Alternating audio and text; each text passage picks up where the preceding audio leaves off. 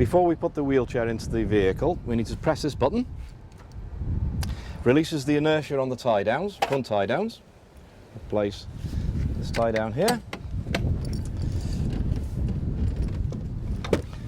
Place this one here. Press this button here to switch off.